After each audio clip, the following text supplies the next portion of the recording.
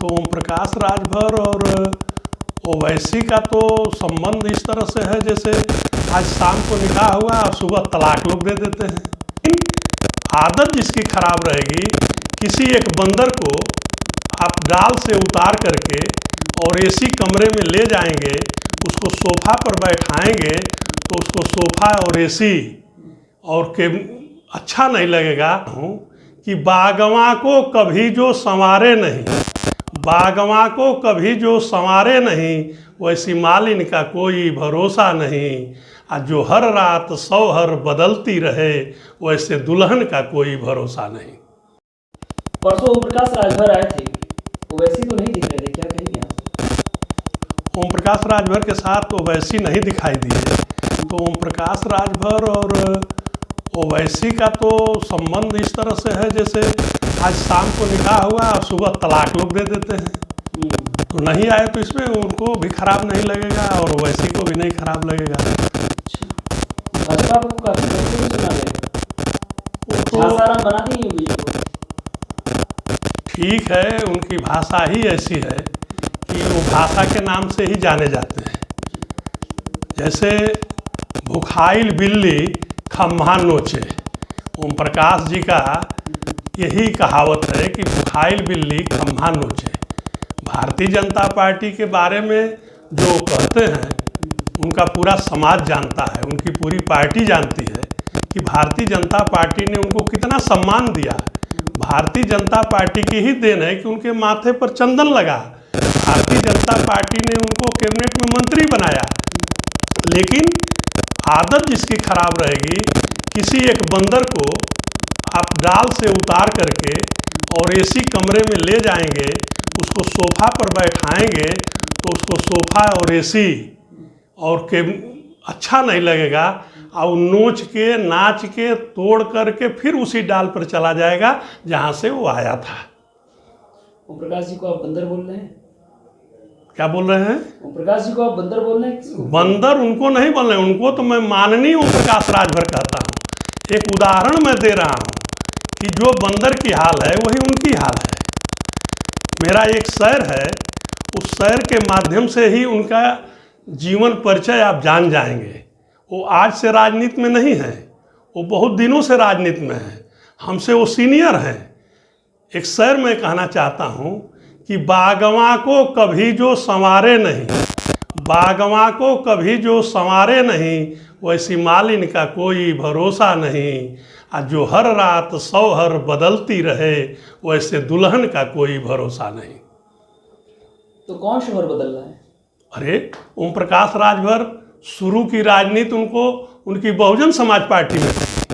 Bahujan Samaj party के बाद उन्होंने कौमी एकता दल के साथ उन्होंने समझौता किया। फिर उसके बाद भारतीय जनता पार्टी में वो आए। भारतीय जनता पार्टी के बाद उन्होंने संकल्प मोर्चा बनाया है।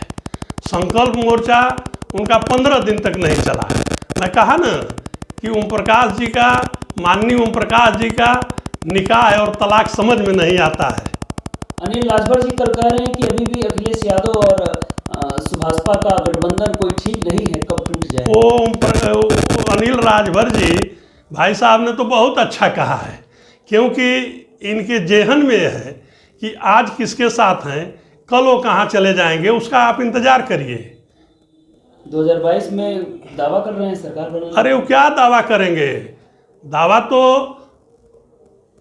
पूर्व मुख्यमंत्री माननीय अखिलेश जी, बहुजन समाज पार्टी की राष्ट्रीय अध्यक्ष बहन कुमारी मायावती जी, ये लोग गठबंधन किए थे।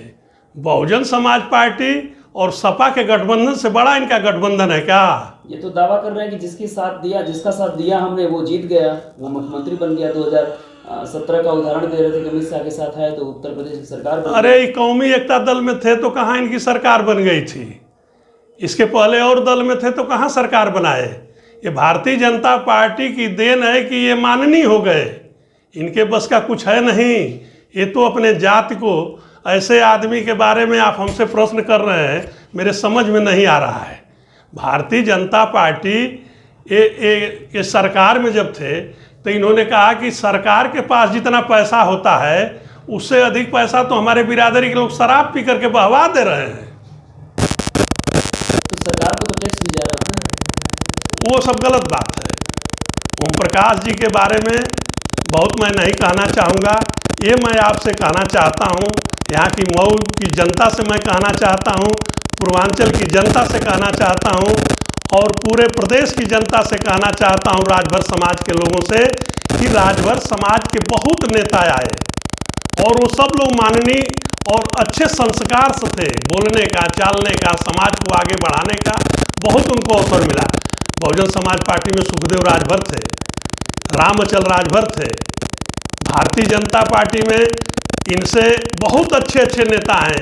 माननीय हरनारायण जी यहाँ से सांसद हुए, सकलदीप राजभर जी यहाँ से राज्यसभा के सांसद हैं, विजय कुमार राजभर जी ये विधायक हैं भारतीय जनता पार्टी के, अनिल राजभर जी हैं भारतीय जनता पार्टी के, मऊ जनपद के रामकृष्ण भारद्वाज जी हैं, रामश्रे राजभर जो है वो छात्र नेता रहा है, पवित्र आदमी है, रामदरस राजभर है, सैकड़ों राजभर हैं भारतीय जनता पार्टी के साथ। इनकी क्या औकात है भारतीय जनता पार्टी से लड़ाई लड़ने के लिए?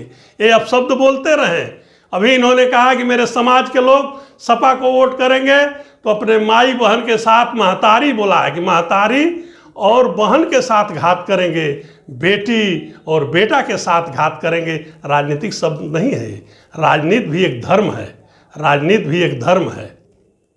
आप बोल रहे हैं कि सपा ये दूसरे दलों के साथ गठबंधन करते हैं। भाजपा में बहुत सारे राजभर नेता हैं जो दूसरे दलों से आए हैं, आपके अनिल राजभर समाजवादी पार्टी से आए हुए हैं। भारतीय जनता पार्टी तो समुद्र है, जो अच्छे विचार के लोग हैं।